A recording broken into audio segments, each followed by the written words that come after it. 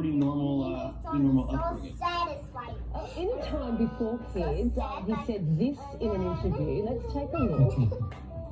My favorite video. I don't know. I think I would have to say, like, in 20 years from now, if I ever get married and had a kid, and he says, "Well, what have you done with your life?" I would say this, and I'd probably play and want it. And he'd probably look at me and think I was one of those old-time rock and rollers, you know. So, do you ever show you the videos where you were fan? Oh, without a doubt. I mean, you know, growing up, obviously watching all of those things, watching him, you know, perform and things like that. And obviously, you don't really understand it until you're a little bit older. But then you're like, oh, you know, this is way bigger than I could ever have possibly fathomed. And honestly, I still have a hard time wrapping my head around, you know, what that all must have been like. I went and saw Harry Styles recently here in New York. I was talking to my dad about the show. I was like, it was amazing. He was like, I used to be Harry Styles. I was like, right, yeah, got it. So, yeah, I definitely grew up on it, that's for sure. You're working alongside your dad now. This is great stuff. You got into business with him. Where did the idea for Hampton Water come from? Yeah, so the name came from sort of a long-running joke between me and my buddies. We were, you know, I grew up in New Jersey and then moved to New York when I was 12. And the running joke out there is that people drink more rosé than they drink water. And I very quickly fell into that stereotype as I got older. And my dad definitely was always having rosé around the house. And so one late night, he always referred to rosé as pink juice. He offered me, my college roommate, a glass. And we started giving him a hard time. You know, we were out having a good time during the day, and we came back and, you know, had some liquid courage. We were like, come on, man, you're not drinking pink juice anymore. You know, you're in the Hamptons, you're drinking Hampton water. And he kind of looked at us and was like, Hampton water? That's a funny idea. Yeah. And so the next day we were bugging him, like, Hampton water. Can you imagine someone made a rosé and called it Hampton water, like people would love it. And he basically was like, you two don't have jobs. Go figure it out. You know, if you're serious, bring something back to me.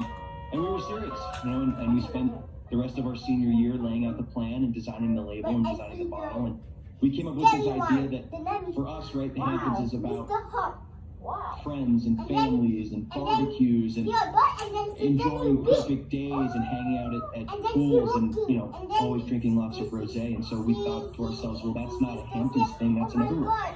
And from there, we really ran with it. And since then, we've expanded like crazy.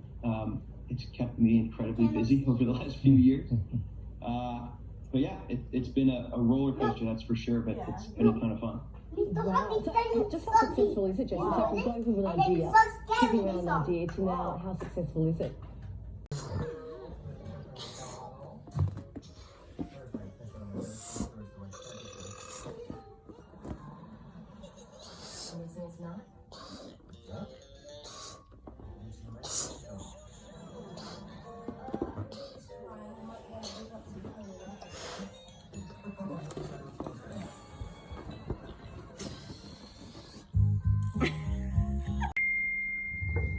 You okay, Tasha? Nice or not? Good.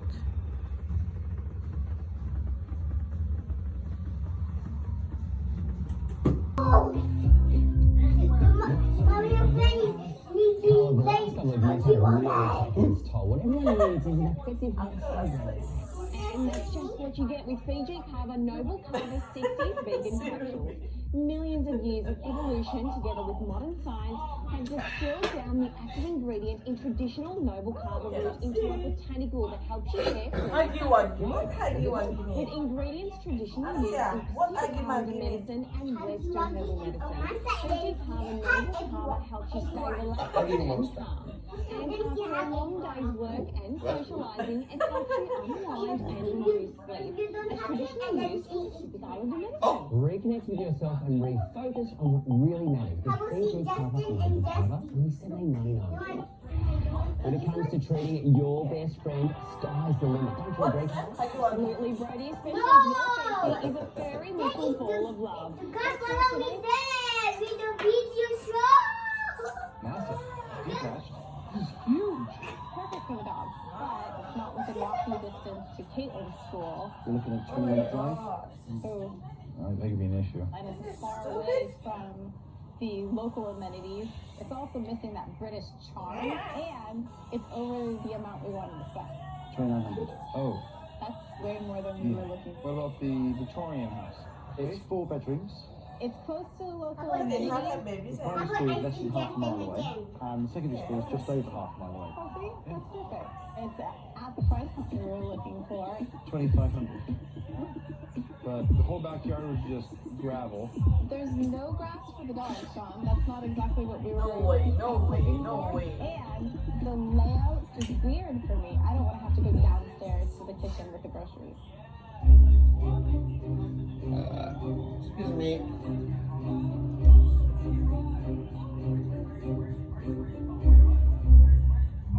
I think we're both in agreement that we can eliminate The Victorian. the Victorian. The layout just didn't work for me. The backyard is pure rocks. That was out. The Harborside is my favorite. It's got British charm. It's at a price point. It's within walking distance for me and the girls to go to school. I love that. The whole backyard was just gravel. I like the village house, the fact that it's And then oli di gamba. a huge backyard Oli di gamba. and it's detached. It's perfect. It's also missing that British charm. Done. Yeah, Tasha don't like. You just walking, darling. No, just slowly. Yeah, slowly. Tasha, how many? 71. Wow. 0+.